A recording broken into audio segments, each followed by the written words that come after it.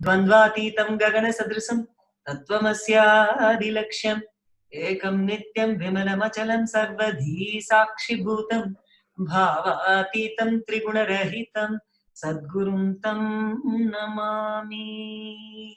Let us get into the worship of Lord Sri Krishna.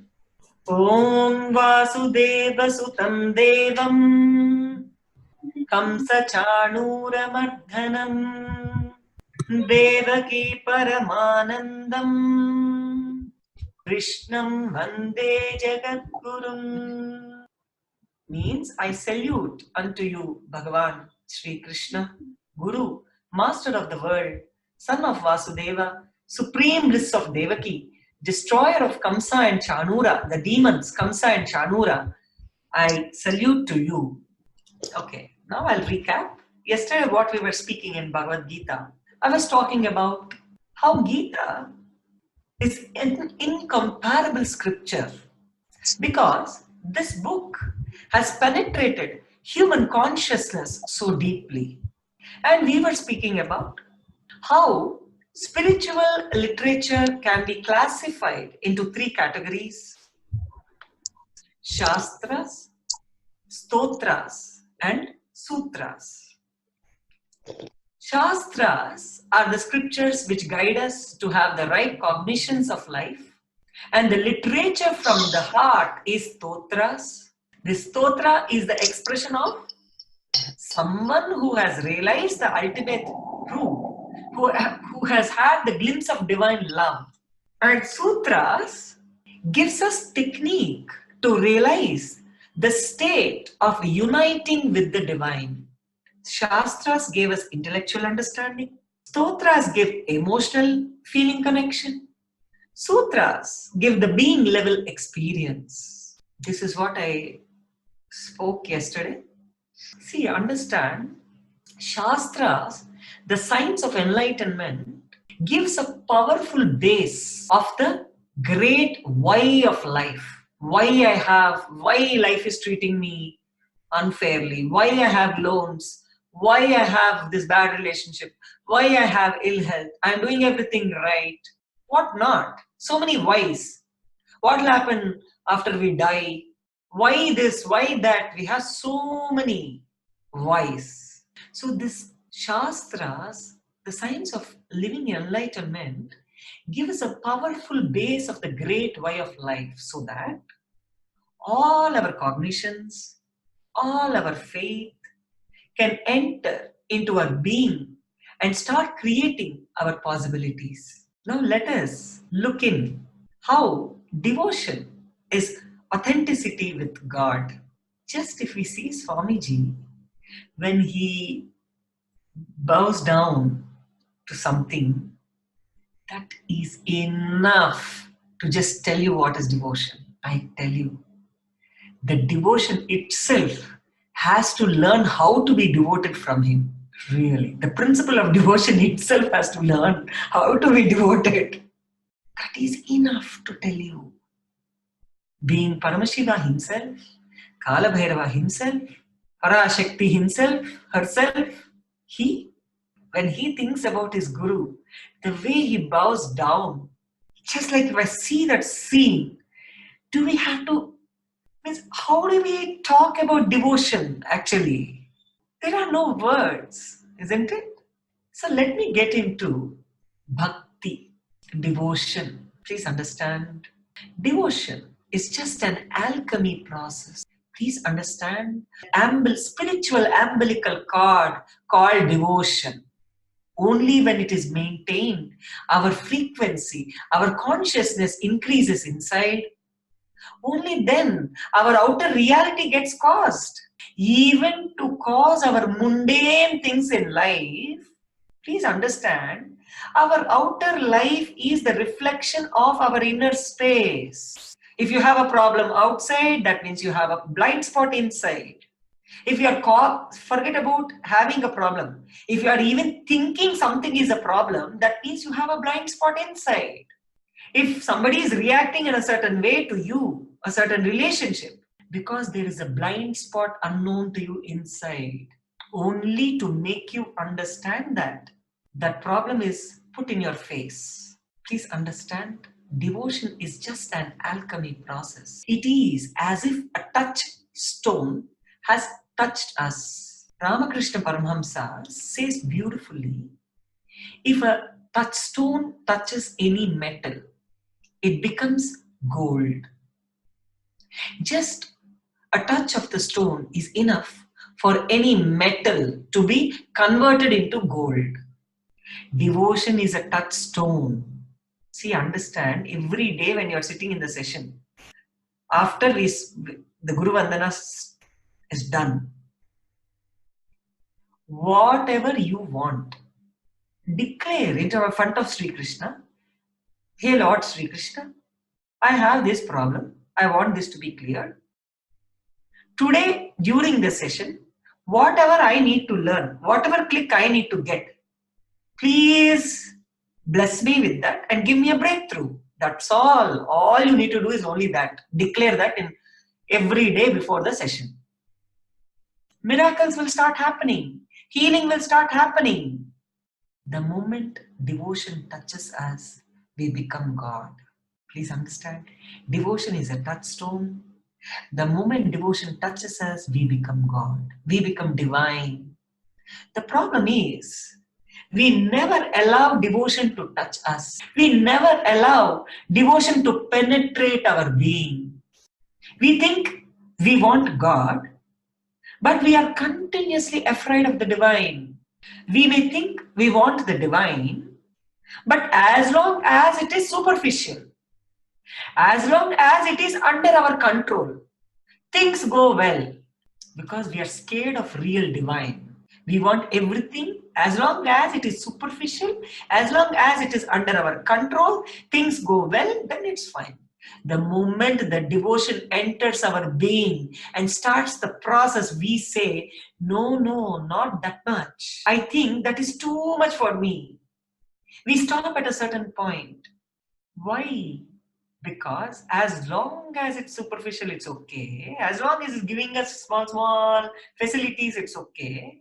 But when the real thing happens to you, then what will say, oh no, this is too much. If it stops at a certain point, it will be good. What a hypocrisy, really. A small story. A guy lived as an atheist. One day, he fell from a cliff and was hanging on to a small branch. Slowly, the branch also started giving way. Atheist mean you guys know, right? That guy doesn't believe in God. The man started shouting, oh God, I never believed in you, but now I do. Please save me. When the branch started giving way, a booming voice from heaven said, oh my son, don't worry, I will save you. Just let go of the branch and I will save you. What did that voice say from heaven? Let go of the branch, I will save you. Immediately the man responded, is there anybody else out there who can save me?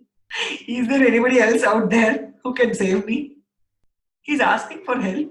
He's being reassured, but he's not letting go of that branch. See, that means no trust, no devotion, no. So only for saving, suddenly he started believing God. When God is not fitting into his frame, he wants somebody else. Our faith is just an inauthentic show. Until we have an intellectual conviction about life, God is just one more choice. Just one more shop like Walmart.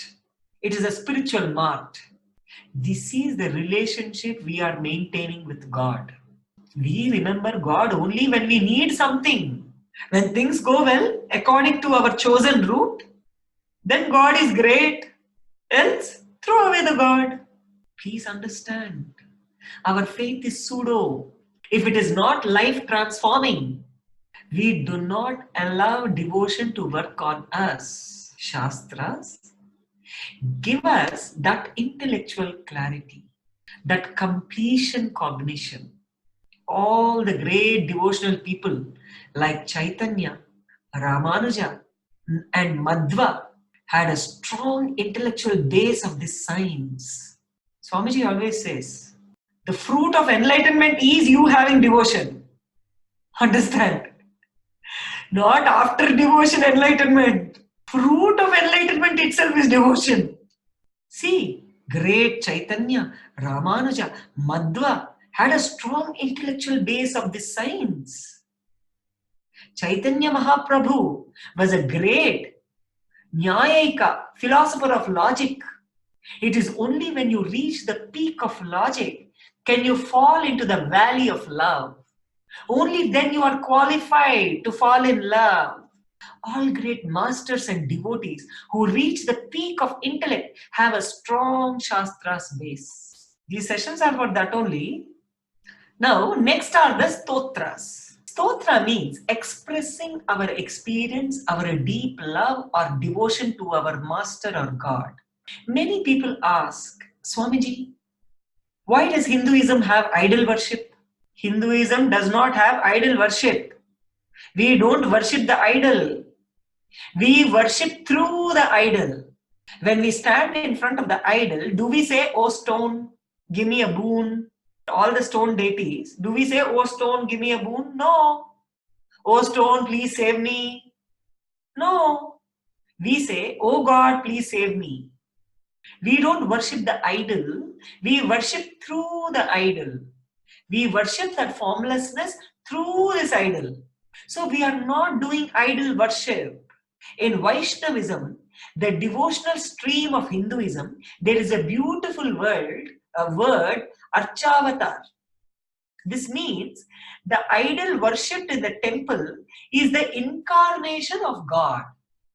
It is not just a stone.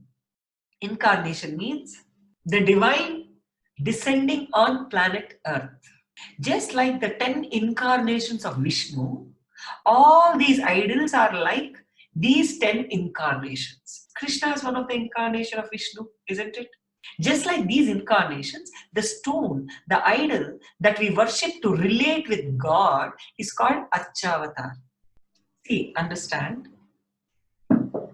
When we stand in front of the idol and pour our heart, we pour out, right? Our heart out through verses, through songs, through this enriching expression is what is stotras. Chanting, verses, singing, all that. All the songs written by great devotees like the Alvars, Nayanamars, Meera and Chaitanya are stotras. Sometimes people ask him, Swamiji, sometimes I don't feel like chanting these stotras. Should I do it mechanically even if I don't feel anything? You may feel it is a mechanical exercise for 1 or 2 days, but it will become your being once you start enjoying the meaning and experiencing what you express. It will become your feeling that enriches you deeply. The reason Swamiji allows these stotras to be chanted is because he sees thousands of people, when they have feeling connection with the divine, they flower and become enlightened. So when you express your heart, it becomes stotra. Understand, in Vedic tradition, even God is a stepping stone for enlightenment.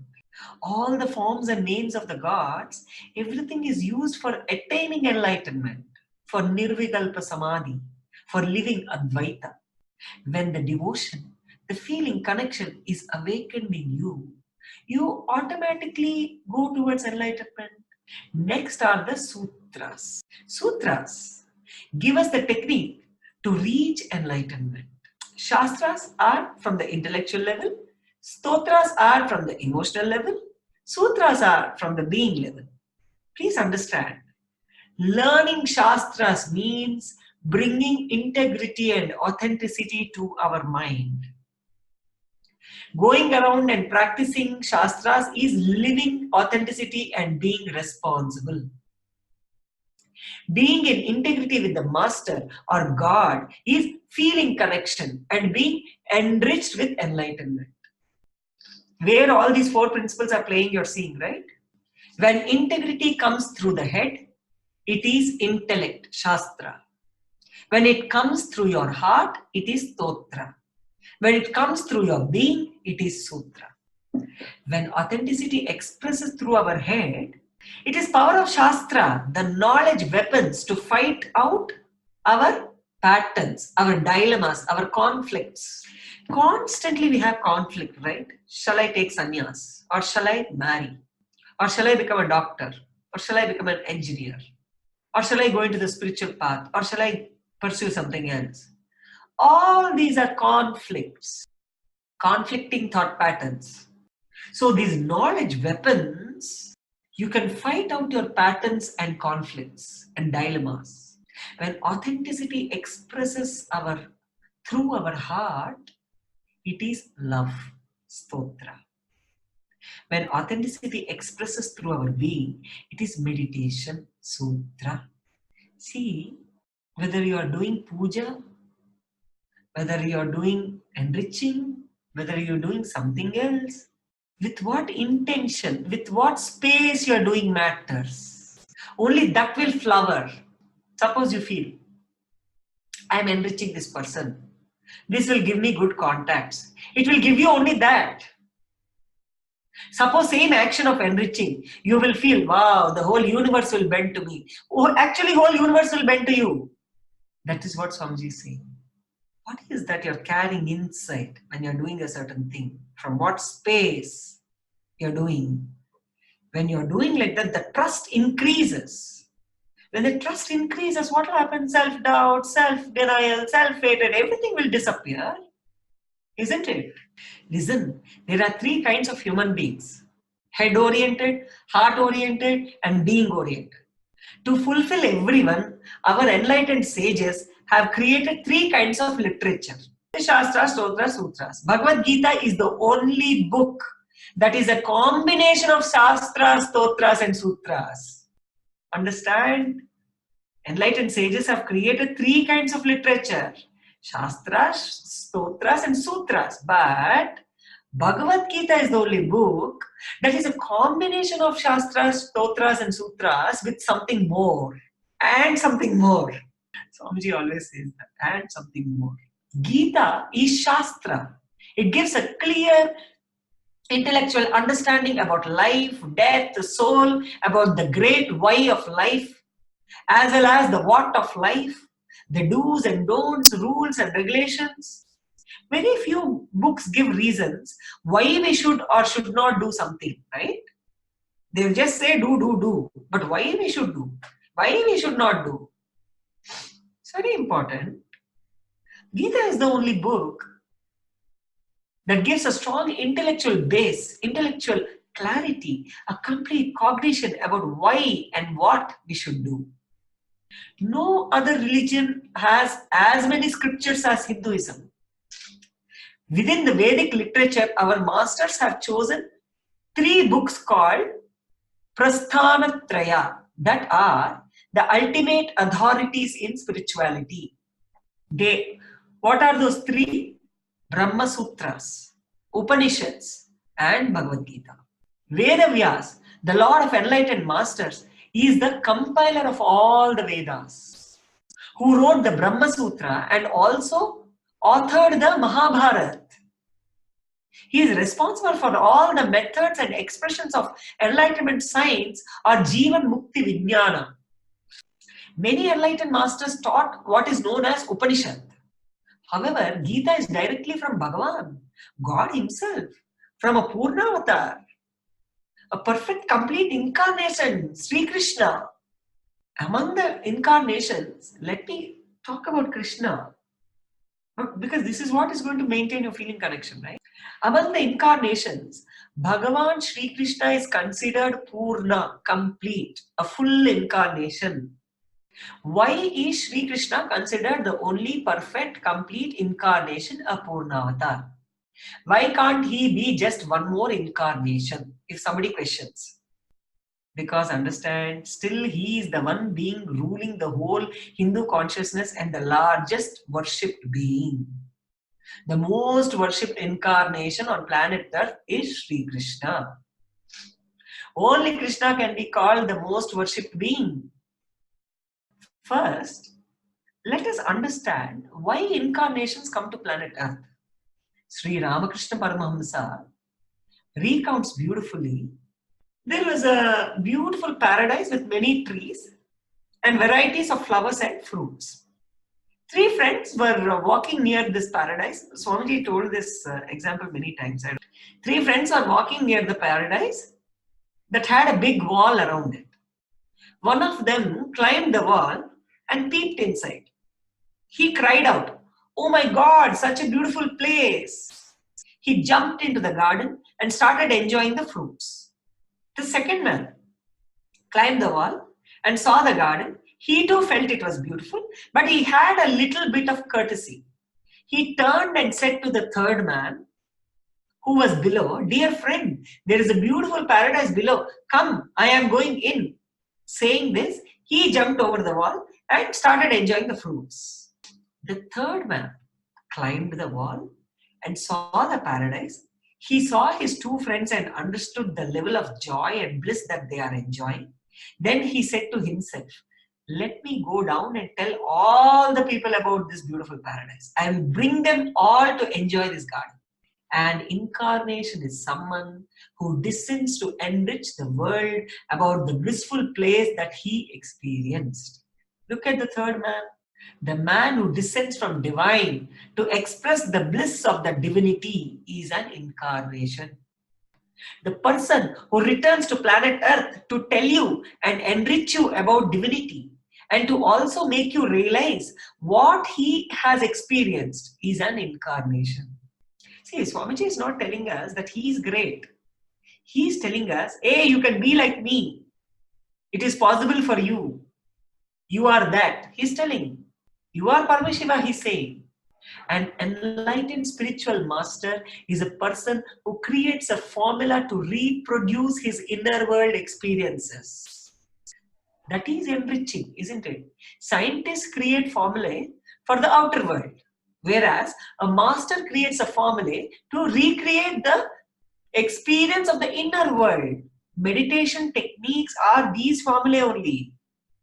See, but an enlightened spiritual master I told you about.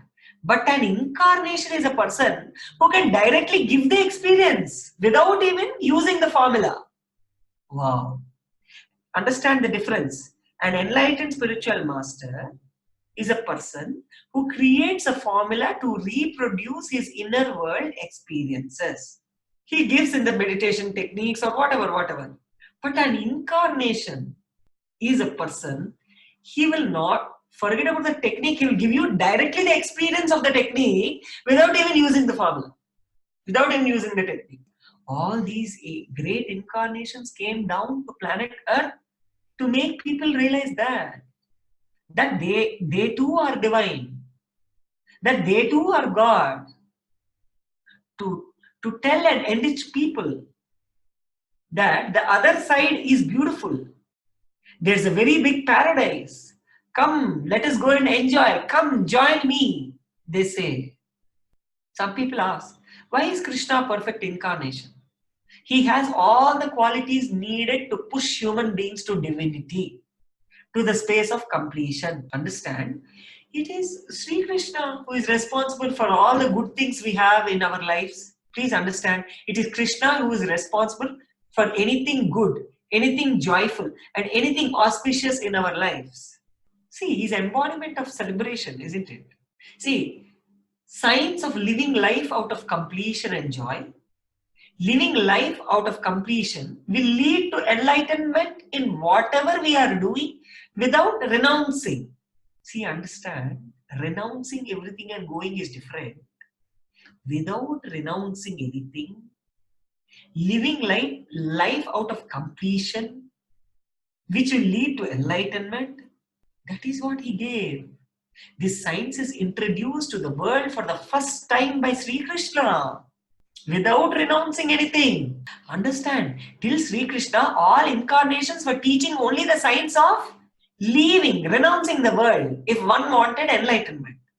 But it is Sri Krishna who gave the science of living in the space of completion, Purnavata, Purnatva, that you don't need to renounce anything. Wherever you are, you will be radiating life and enjoying life. Why? Please understand, Sri Krishna himself, he was enjoying his wives. He was a king ruling the kingdom, lot of wealth, everything. He didn't give up anything. Did you see that? Wow. Hey guys, even listening to these words about Sri Krishna will bring completion to your inner space without even you knowing it. Because he's such auspicious, blissful being. Even just by speaking about him, he will give us that completion. See, the person who can push human beings to divinity, to the space of completion, is called Jagat Guru. The Guru who awakens. He is the teacher, the master of the whole universe. This whole Gita is this Krishna only, no? Jagat Guru is a person who can enrich the whole world, all types of human beings at all levels. The universe is a place with all types of human beings who are at all levels of experience and maturity, right? All are not at the same level. Krishna can enrich and help people from all levels to experience divinity, to reach the ultimate, to realize the truth, to be complete. The life of Sri Krishna, Purnavata, is an example of living in the space of completion, Purnatva.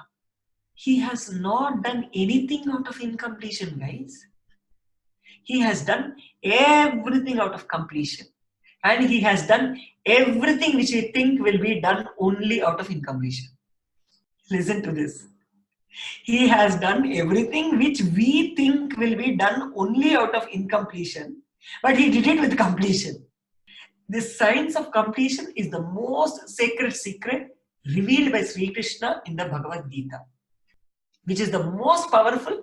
Raja Vidya, Raja Guhya means royal sacred knowledge and royal sacred secret. This royal sacred science of completion keeps us eternally in love with life, eternally experiencing life. Please understand. Some religions teach what completion is. Some religions show us what completion is not. Some religions show us the effect of incompletion. But this science of completion is the essence of all religions, the essence of Vedic knowledge, the source of the knowledge of Vedic tradition. Let me define completion. Completion means living and acting without any hangover of the past incidents, words, actions, or memories. Understanding? Without any hangover.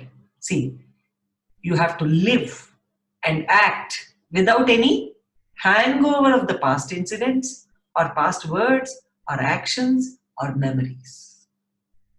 Not having a hangover does not mean that you have a memory loss. No. It does not mean that you will not remember your past at all. No. When you are in completion, you will remember past incidents and actions, but they will no longer have the power to cause pain or anger or guilt in you anymore. Not remembering, no memory means, it does not mean memory loss. It means you'll remember the actions and incidents, but that emotion which you had at that time, you will not have now. Completion, please listen. And Swamiji is giving you another definition of completion. Completion is nothing but reclaiming the bits and pieces you threw away in unconsciousness. The parts of you, bits of you, pieces of you that you shared or threw them with so many things and people in your life unconsciously. Reclaiming all those parts back and becoming complete with you is completion. When we deal with things, so the parts which we give to the things or to the people, reclaiming them back, making them part of you again. There are intellectual, emotional, being level people, incarnations such as Shankara, Buddha, strongly appeal to intellectual people. It is difficult for emotional people to relate to them. We can't imagine Buddha singing and dancing with a flute. Emotional people, they will relate to Meera Chaitanya Mahaprabhu, Andar, who are always singing, dancing and celebrating. People who are at the being level straight away want the experience. They cannot relate to the intellectual or emotional incarnations. They are neither ready to analyze nor ready to believe. A person ready to analyze goes to Shastras, like Shankara and all that. A person ready to believe is drawn to stotras, like Meera, Chaitanya Prabhu. They go to such people. But a person who wants straight experience, instant coffee, instant experience, can neither wait for Shastras nor can they wait for stotras. He straight away wants the technology, the applied science. For him, Shiva, Mahadeva, who created the Vijnana Bhairava Tantra, is the answer. All the great meditation techniques he delivers are for being oriented people. Shastras are like the main theory, the basic science. Sutras are applied science. They give straight answers. By even learning this knowledge, you don't know how many clicks it will give you. I manifest marriage. Oh, you already manifested? Congratulations. I always think that I'm not going to marry. I said, no, I don't want to marry. And yes, it happened. It happened. Great. Congratulations. Thank you. There is a really interesting story happens that when we're going to apply for the marriage certificate. Okay. And after the Bhagwan session, I went to the office, marriage certificate office. I said that I'm getting married. Please approve these letters.